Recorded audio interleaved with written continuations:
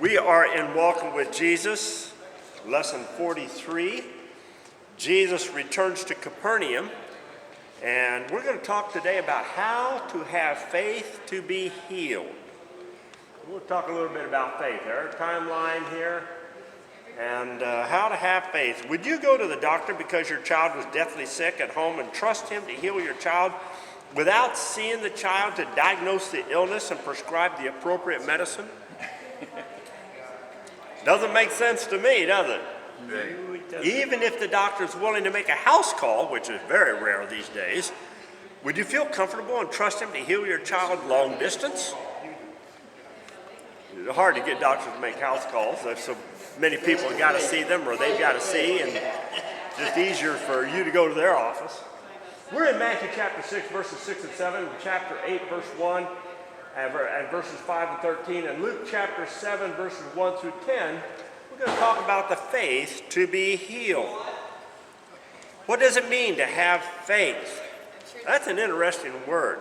We hear it talked about in Christian circles so much, but what does it really mean to have faith? Let's see if we can explore that a little bit today. We know that is one of those religious words, and it's important to every believer, but how do I actually implement it into my life? We're no longer up here. We've gone back down the hill. We're over here in Capernaum, and what there is of it today for our little discussion. So, first of all, to have faith, go to the source. Matthew 8, 1, verse 1 and 5, and Luke 7, 12, 7, 1 and 2. When Jesus had finished saying all this in the hearing of the people, when he came down to the mountainside, the crowds followed him. When Jesus had entered Capernaum, the centurion's servant, whom his master valued highly, was sick and about to die. So if you believe that Jesus is the person who can meet your need, then you must first go to him. The commanding officer in our story went to Jesus in person to plead for his child. Now, or not his child, his servant. We can't do that, but we can go to him in prayer. Now, no one is an island unto himself. We depend on other people to help us accomplish anything in life that we seek to do. You see anybody that is the head of a corporation or head of an organization, the senior pastor of any church of any size, there are other people working in the background doing things to help that person so they can do what they do. Boss's best ally is a good secretary. Secretary's job, among other things, is to make the boss look good. Make sure he gets to his appointments on time, make sure his calendar doesn't get overcrowded, and cover for him when he needs to be covered for, stuff like that. So we're not an island on ourselves. We depend on other people. I may write a great Bible study, but if others don't help me with the word, get the word out, or if people don't buy it, it will not be of any value even to me. I mean, I've enjoyed doing it, and I enjoy teaching it, but if I'm the only one who's benefiting from this, what good is it? The whole goal and the whole desire is to put this in the hands of other people. Faith always requires action on the part of the one having faith. That action doesn't earn the faith, but it is the result of that faith. So if you believe that God is leading you in a certain direction, then you should move in that direction as evidence in your faith in God's leading. So faith in and of itself won't save you. Believing in itself won't save you. Oh, I believe, but if you don't back that belief up with some actions, I'm going to change my behavior, I'm going to stop my sinning, I'm going to do the things that build my relationship with God and Jesus Christ, what good is your faith? Paul later, James later on will write, faith without works is dead. And that's basically what we're discovering here. The centurion believed that Jesus could heal his servant. So what's he do? He goes to the source. Now, some situations may require a lot of action and time before the proof of their faith comes through, but without the actions, the results will not happen. It took me 6 years to write a 3-year Bible study. If I had not gotten started, I would not have gotten finished. If I had not finished, it would not be complete. And we've got 4 volumes published. I'll be sending volume 5 here to the publisher pretty soon. And before the end of the year, we'll have all 6 volumes published, and that will be the complete series. I'm kind of looking forward to that, achieving that goal. You must go to the source of your faith in order for it to materialize into something that is real benefit and of a benefit to the world. So you went and learned about what the crosses were about. You went to the source, got some directions. You went to the store, got some material, made some crosses. Now other people are benefiting because you took action on your faith that people would want to put those crosses in their yards. And that's faith in action. Well, when you go to the source, you submit your request. Matthew chapter 6, verses 6 and 7, Luke 7, verses 3 through 6. So a centurion heard of Jesus and sent some elders of the Jews to him, asking him to come and heal his servant. Lord, when they came to Jesus, they pleaded earnestly with him, my servant lies at home paralyzed and in terrible suffering. Now the Jews say, this man deserves to have you do this because he loves our nation and has built our synagogue. So Jesus said to him, Jesus went with him, and Jesus said, I will go and heal him. Now, nothing will happen until you ask. If you don't ask, you don't get. You've heard that phrase, I'm sure, many a time. According to Luke, the centurion recruits help of the local Jewish leaders to petition Jesus for help. Realizing that he isn't a Jew, and knowing the way the Jews are, understanding their culture and their customs, he likely thought that the local Jews would receive a better response from Jesus than he could expect. Now, whether he had just addressed Jesus directly or through the aid of others, the bottom line is that he did believe that Jesus could solve his problem. That is key to our faith. We believe that if we do this, we are going to get that result. And so we will back our faith up with a little action. Now, Jesus wants to meet your deepest needs. And we could probably take the whole discussion time and talk about our needs. And every one of us has got some. And if you don't think you have any, you're just hiding it from the rest of us, maybe even from yourself. But you've got needs. Health needs. Some of us say, oh, I could use a little more income. Some of us have got family relationship issues that we'd like to improve on or change. Everybody's got something. Maybe it's our neighbors that we're having trouble with. I don't know. God will sometimes allow us to go through a crisis simply to help us see that we can depend on him to bring us through it. We'd like to think, and I hear a lot of this from time to time, oh, if you accept Jesus, you become a Christian, God's going to bless you and you're not going to have any more problems. Well, that's kind of indirectly what they say, you know? Health, wealth, and prosperity, just come to Jesus and just flow in the grace of God. And then some of these that advocate that have their health, wealth, and prosperity problems. And we won't go into any big detail about that. But we do what we do, hopefully, because we believe that God is the source, that Jesus will help us through these things. Many times we do not receive because we do not believe enough to ask and then act in the confidence of that faith. Case in point, I taught through the life of Christ 30 years ago, maybe 35, 40 years ago now, and it took me 3 years to do it. And then a few years later, in another church, I taught through the life of Christ again, and again, it took me 3 years to do it. And I thought, wow, how neat would it be to have a Bible study on every event in the life and teachings of Jesus that takes 3 years to complete? Now, I happen to share that dream with a guy that's a Catholic. I say Catholic in name only, but we won't go too harsh on him on that. But he came back the next day. He was an entrepreneur, and he came back the next day and said, Glenn, I believe in your dream, and I want to help you accomplish it. Now, up until that time, and this had been for a few years anyhow, it had been talked. Someday I'd like to do a Bible study on every event in the life of Jesus that takes 3 years to complete, because Jesus' ministry was approximately 3 years, give or take a couple of months. He came back and said, what you need is a business plan. That's what got me started. Took me about a year to write the business plan. Then I figured, well, if I'm going to do this Bible study, I got to write the lessons.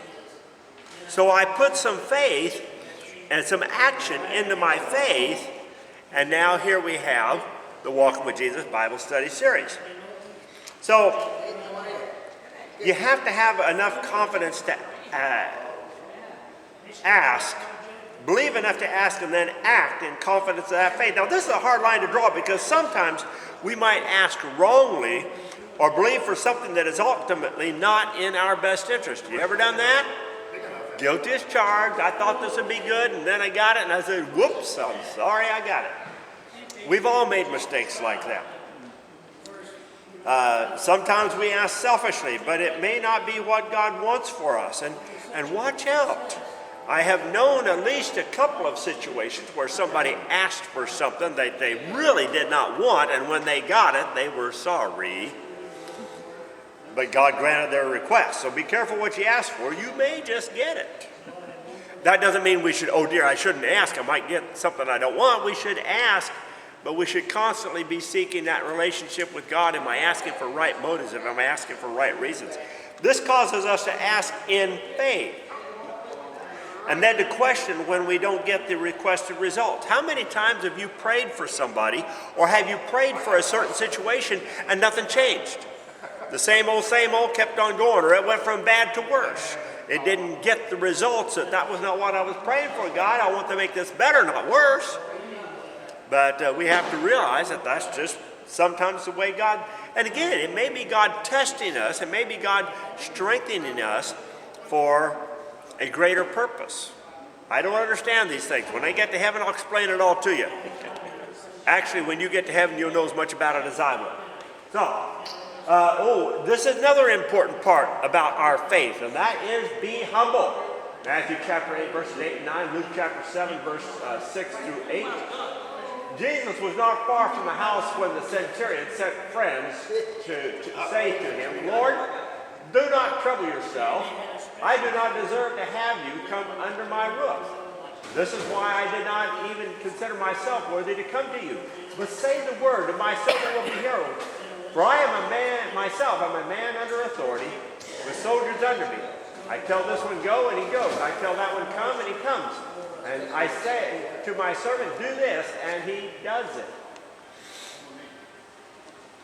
The man who came to Jesus was a person of authority. I'm a commanding officer. And you know how some of us are?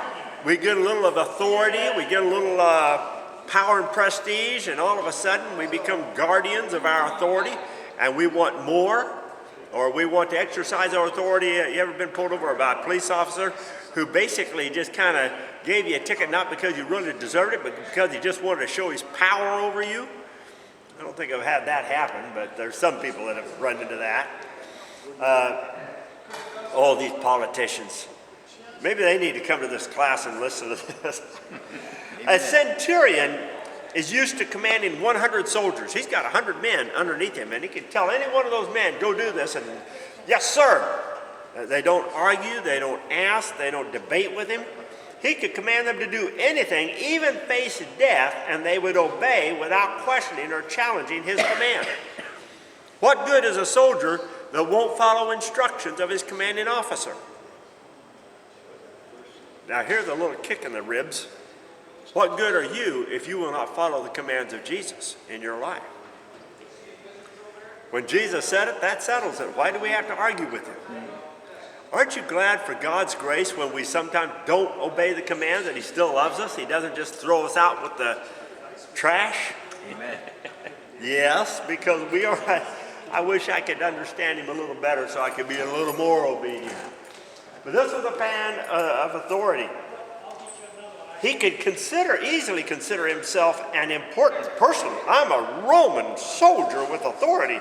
And he could have commanded Jesus, a common Jew, by most people's interpretation, to humbly follow and obey. I command you to come heal my servant. People in power sometimes forget how to truly be humble. And I can think of it, we're running an election cycle here when this is being recorded, and I can think of at least a couple of candidates on both sides of the aisle that need to learn a little humility. If not, maybe a few more, but that's my opinion. So there, everybody's entitled. Now here's the real humble statement. Everybody's entitled to their own opinion as long as it agrees with mine. There you go. That's really humble, isn't it? Well, the centurion realizes that Jesus is coming to his house. He humbles himself and excuses Jesus from violating a Jewish custom by coming into the home of a Gentile.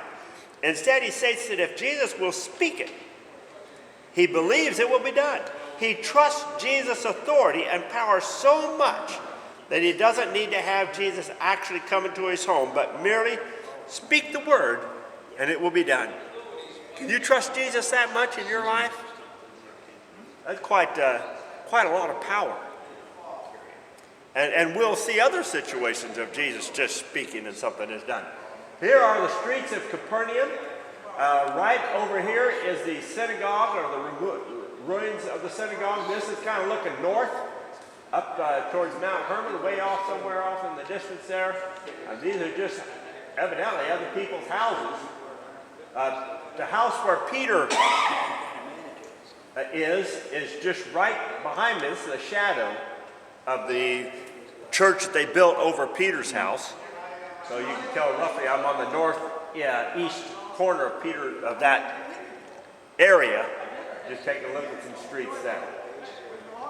Interesting to go through there and try to figure out, okay, now this is a house, and this is a room, and this is a room, and this is a room.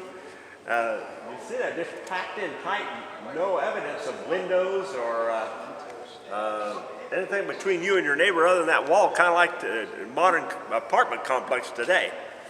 I wonder how well the sound carried through those stone walls, though.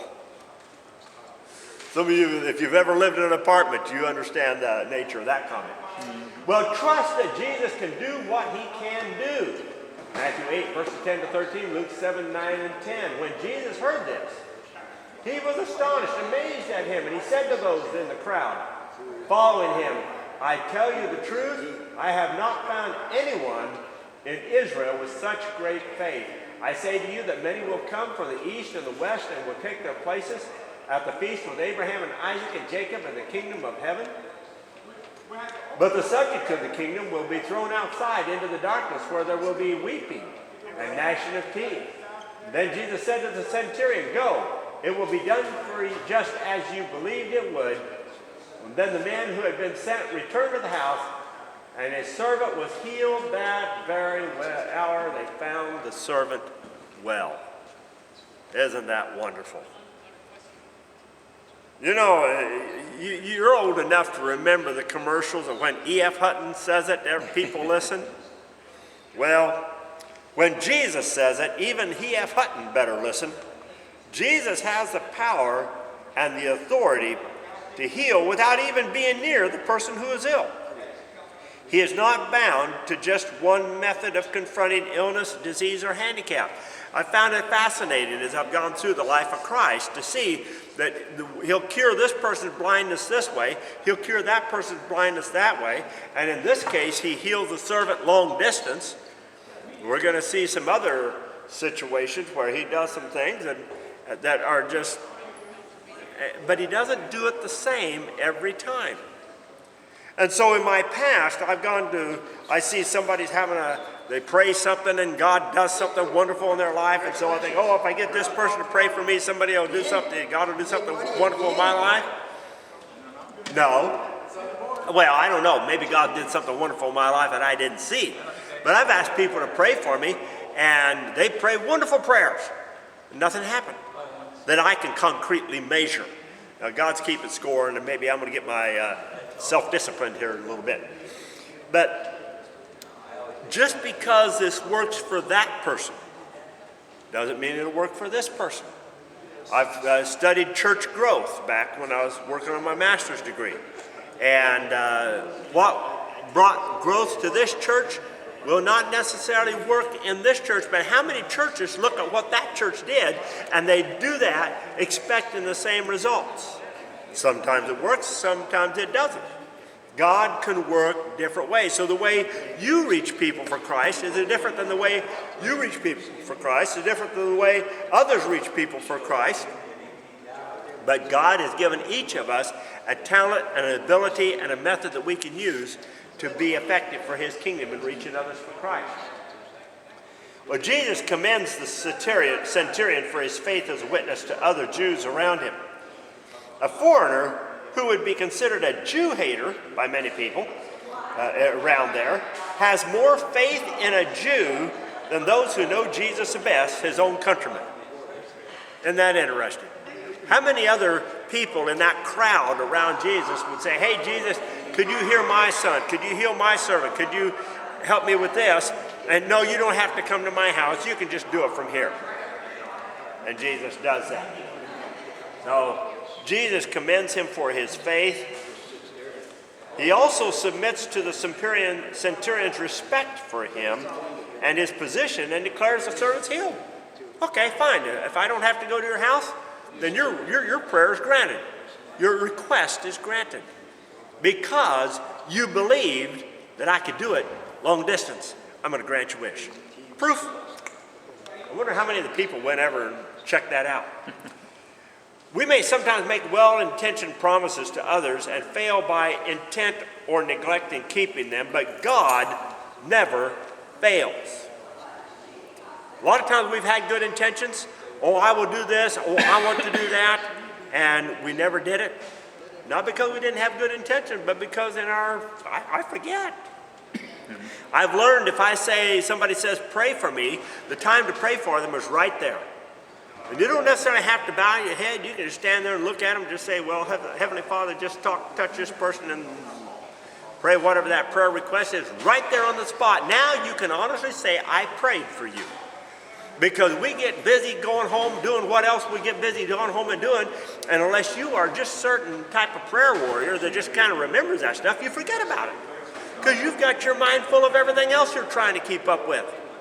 Been there, done that, oh boy. So I have taught myself to pray for the person on the spot. That way they at least get that prayer. And if I remember them later, they might get some more too. If Jesus says it, it will be done. He could not do any less. Jesus says that if you believe in him, you will have eternal life. Any questions? Nope. No. We believe that what he said is not based on how good we are, although we do want to be good because we believe, but we're saved because we believe, not by how good we are. Thank goodness. Yeah, Ron. Mary and I got saved 40 years ago on Easter Sunday when we went forward. And shortly after that, I picked up a refrigerator magnet that we still have on our refrigerator up north. God said it, I believe it, that settled it. And you'd be amazed at how that is. Because you hear a lot of garbage, or disbelief things, or sayings, or whatever it is. So the more we keep it simple, the easier it is for me. Keep it, I like simple. So the great commandments, love the Lord your God with all your heart and all your soul and all your mind, love your neighbors yourself, and just say it, love God, love people. That keeps it simple. The Old Testament, 612 laws, and the New Testament, 2. Yep. Keeps it simple. I can remember 2 a lot better than 612. Well, our conclusion is this: growing your faith will occur one day at a time over the rest of your life. Every day we'll be working at it. It will not be complete until Jesus rescues you from this earth. And the more you learn about him, the more you will grow to love and trust him. And in that way, your faith will grow far beyond your current level of understanding. Is that right? Right. You've been there around long enough, you know that's true. Next week, Jesus will raise a dead person back to life. Wow! I didn't think anyone could do something like that. And John the Baptist is still alive and will send some followers to inquire of Jesus about, he's going to have a question here. Are you think you're the only one that's ever doubted? Yeah. Let's stop and have some discussion questions.